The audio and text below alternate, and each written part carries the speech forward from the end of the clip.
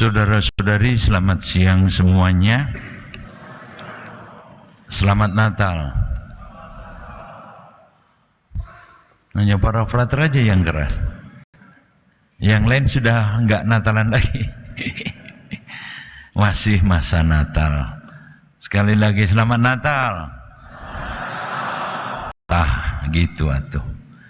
Bapak Ibu, saudara-saudari, kita rayakan hari ini pesta keluarga kudus. Anggap saja renungan babak seri kedua Natal, karena kita juga merenungkan keluarga Allah yang menyelamatkan melalui keluarga. Jadi sekarang lalu ditampilkan sungguh ya, keluarga kudus Nazaret, Yusuf, Maria dan Yusuf. Saya suka iri kalau saudara-saudari kita yang kalau sesudah menikah, ya selamat ya, semoga keluarganya. Namun orang nunikah, keluarga Katolik diucapinnya apa?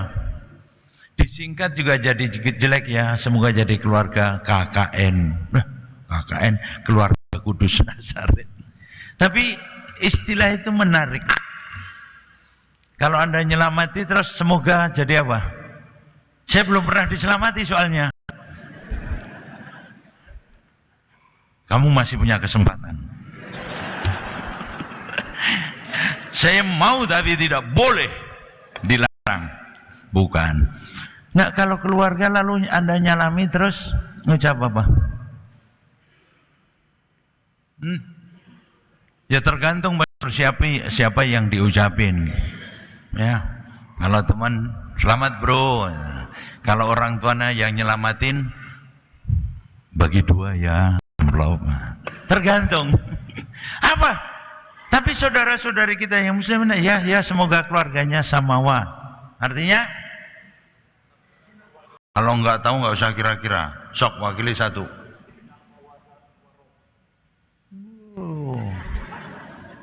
Non sakinah mawaddah beraroma. Mana ngawur. Udah nggak usah kira-kira.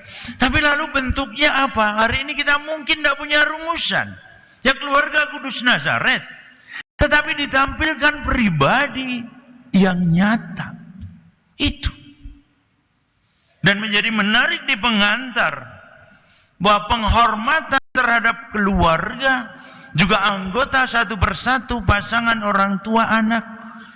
Sebenarnya lalu bukan menjadi kewajiban manusiawi kita, tetapi ketika didengarkan di dalam bacaan lalu menjadi suatu mempunyai aspek religius ilahi. Nah, di keluarga. Jadi bukan kewajiban ya karena darah saja, enggak.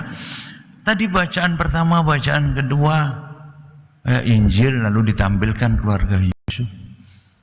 Penghormatan anggota keluarga, nasihat. Karena bacaan pertama memang soal suami istri seringkali dibacakan di pernikahan. Tapi yang bacaan kedua lalu soal juga anak, relasi. Ketika merenungkan ini saya senyum-senyum ya. Membayangkan, bukan membayangkan saya ya, membayangkan keluarga-keluarga itu. Kenapa yang dinasihatin pertama-tama istri? Hei istri-istri, kenapa?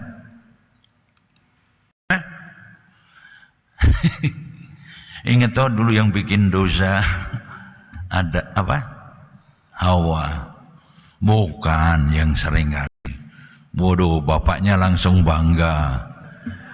Tapi menarik. Istri disebut pertama, tapi bapaknya dinasihatin dua kali. Benar nggak? Hai suami, lalu terakhir. Terakhir itu biasanya yang penting ditegaskan. Jadi lebih parah sebenarnya. Jadi laki-laki jangan bergaya. Bukan saya, Anda. Ya, menarik. Anak-anak juga. Jadi di sana ada dimensi aspek religius atau ilahi, relasi keluarga. Mereka kan ada Yesus pastor di sana. Bacaan kedua mengingatkan kita semua dipanggil di dalam kekudusan satu persatu. Satu persatu. Ya. Sama juga Yusuf dipanggil dipanggil di dalam perutusannya mendampingi keluarga. Bunda Maria menjadi tempat kelahirannya, dikuduskan, dan Yesus hadir di sana. Setiap keluarga Anda, keluarga Kristiani sama. Ini yang diingatkan keluarga kudus. Anda satu persatu loh. Casingnya boleh macam-macam lah, ya. Adatnya boleh macam-macam lah. Tapi bahwa Anda sebagai keluarga Kristiani dikuduskan. Bahkan menjadi menarik kalau taat kepada bapaknya seperti memulihkan dosa. Kalau taat kepada mamanya seperti beli lotre, narik rezeki. Kan gitu tuh, mendatangkan rezeki. Ini bukan omong kosong, ini di dalam kitab suci nasihatnya. Dan anak-anak menjadi keras itu ingat karena bapaknya ya, bukan karena mamanya. Itu tadi dikatakan di situ. Ya, mama istri wanita melembutkan. Jadi kalau ada yang berkeras, kalau saya bilang anak-anak itu kita semua ya, karena kita juga mempunyai orang tua. Jangan kamu saja ini langsung cemberut. Enggak, kita semua punya orang tua. Dan saya kira ini sungguh sangat menjadi penting di dalam tradisi gereja.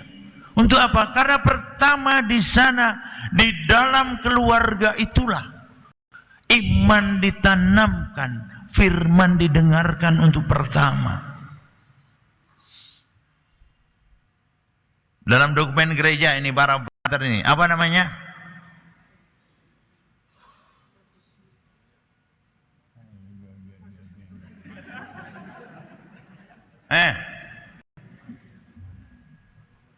Eklesia. Nah, kalau bareng-bareng berani tuh dia mana? Enggak kelakuan. Gereja rumah tangga diakui bagian unit terkecil gereja. Di sana keselamatan dihadirkan yang kita renungkan Natal. Sebelum mengenal segala macam pelayanan, sebelum segala macam kegiatan dalam keluarga. Dan gereja memandang menjadi penting membangun keluarga-keluarga. Siapa tahu itu menjadi cara untuk membantu membangun masyarakat. Dan selama di tempat ini 3 bulan kurang ini di katedral, udah begitu banyak pengakuan, ada begitu banyak orang juga. Ayo kita akui, kita bisa dekat dengan si A, si B di luar keluarga, tapi seringkali relasi keluarga menjadi ganjalan. Saya punya nasihat yang saya alami duluan. Apapun orang tuamu, anak-anak terimalah. Terimalah. Ya. Terimalah. Karena seribut apapun Anda dengan orang tua, yakinlah orang tuamu begitu balik badan, dia mendoakan Anda. Tapi bisa terjadi sebaik-baiknya Anda berelasi di luar, begitu balik badan bisa menusuk Anda. Benar enggak? Benar enggak? Setuju enggak? Kok hanya 5 orang ke gereja? Orang tua separah-parahnya balik badan, tidak ketemu Anda doakan mereka. Dan semakin sepuh, semakin tua, mulai kurang akal. Yang nasihatin bukan Romo Suryo ya. Akui kalau tambah tua itu tambah kurang akal. Ya. Tidak usah belagu juga. Alamiah. Kurang akal. Hei anak-anak, kita semua punya kewajiban. Malah terima itu. Karena apa? Nanti orang tua yang dipunyai adalah hanya Anda. Semakin dia lemah, pasti semakin susah. Karena dia semakin mengerti bahwa semakin tidak berguna. Yang bisa mengikat Anda dan saya adalah kodratnya bahwa dia orang tua dan saya anak.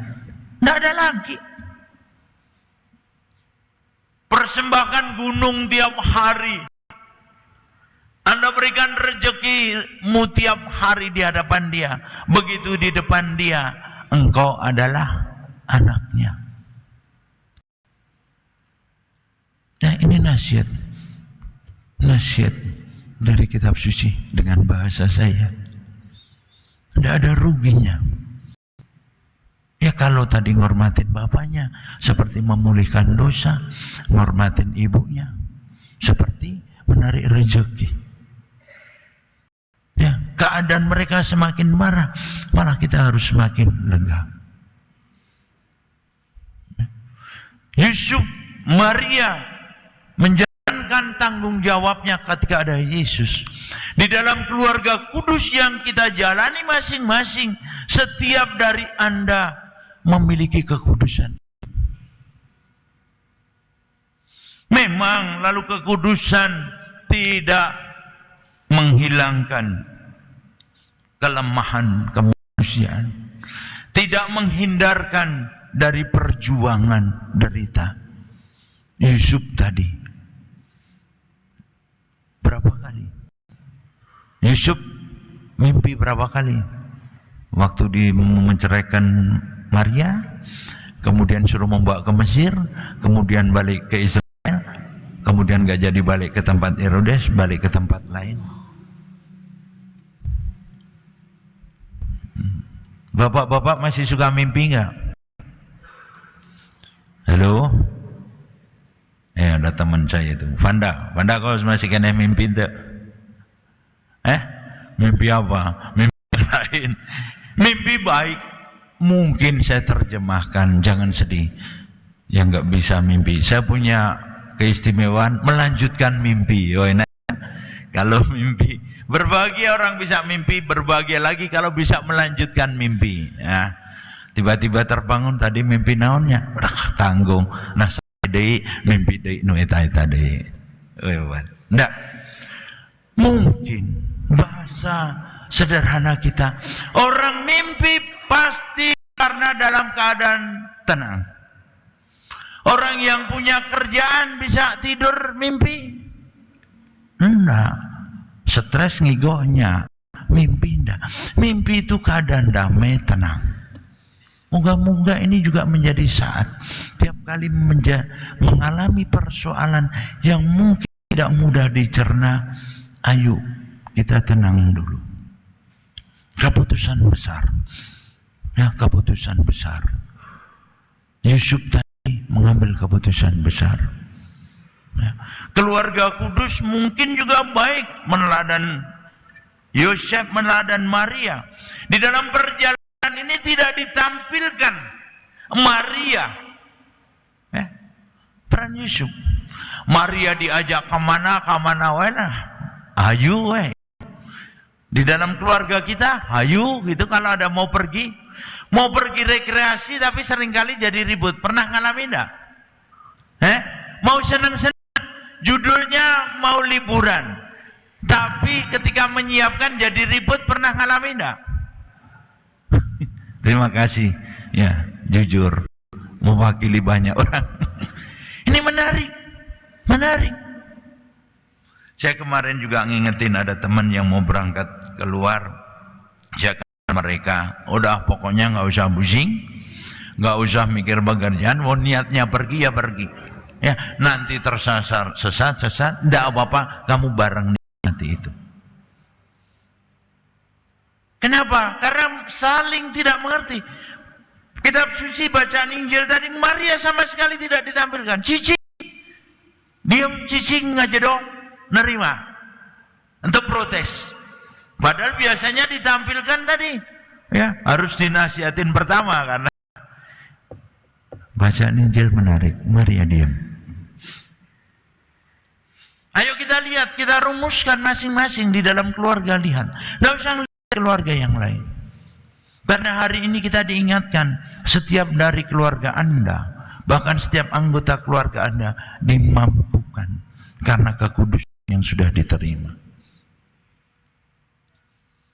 Ya mungkin dengan cara yang berbeda, ayo, karena zaman juga berbeda. Memang tidak mudah menjadi keluarga saat ini. Masing-masing berjuang, orang tua berjuang, pasangan berjuang, ya, yang di rumah berjuang, yang bekerja berjuang.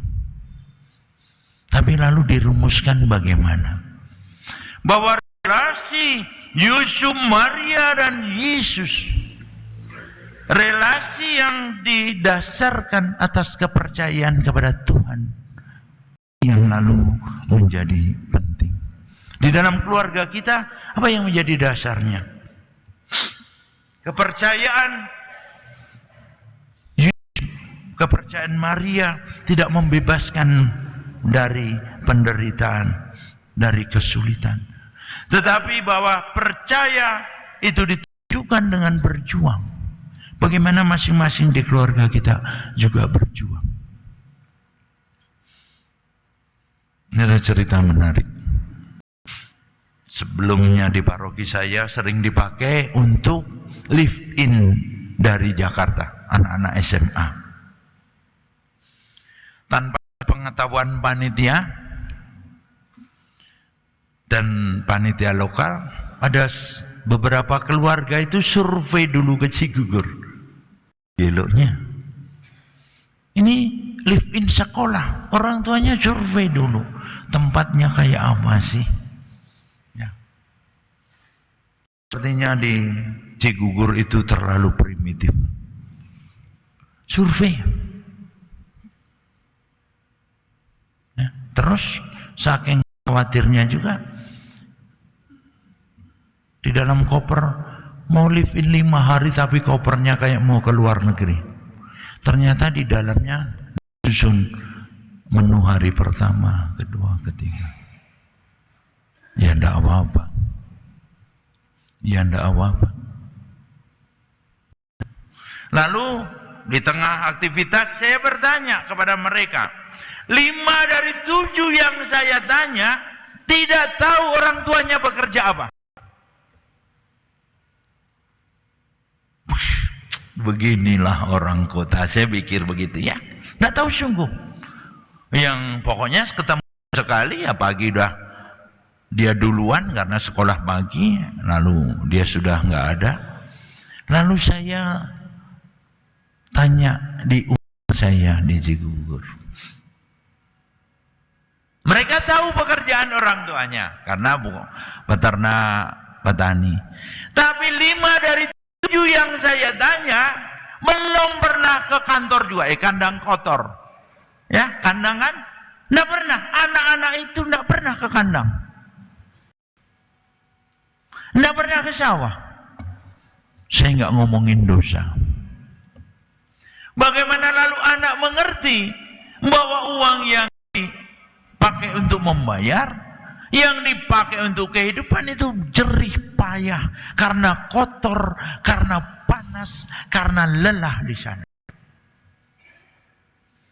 Saya nggak ngomongin dosa ya. Bagaimana lalu masing-masing perjalanan perjuangan dikomunikasikan. Ya anak nggak bisa berjuang kok, kenapa? Ya setiap kali minta udah kok. Itu dari mana? Duka teing, ya pokoknya ayah. Nggak ngomongin dosa saya. Tapi ayo melihat bagaimana keluarga kita dibangun, itu saja. Keluarga kita dibangun. Pasti Yesus waktu kecil juga susah melakukan perjalanan Mesir segala. Masing-masing ada perjuangannya. Ya saya katakan dari Nazaret, dari sekitar dari daerah ini ke Mesir 12 jam naik bis dong. Kalau naik keledai ya. Naik bis 12 jam. Ya. Bandung, Wonogiri lebih. Kalau naik keledai berapa jam? Jangan-jangan bisa jadi baru lahiran nanti nyampe Paskah. Lama artinya. Pasti berjuang. Ayo kita lihat. Dan tidak mudah. Siapapun, orang tua, pasangan tidak mudah. Anak-anak tidak mudah. Ayo berjuang. Moga-moga ada ruang untuk ini. Untuk memahami, untuk mengerti. Caranya bagaimana? Mungkin tadi kita harus bersama-sama mimpi. Real mimpi atau tentang merumuskan keluarga kita masing-masing.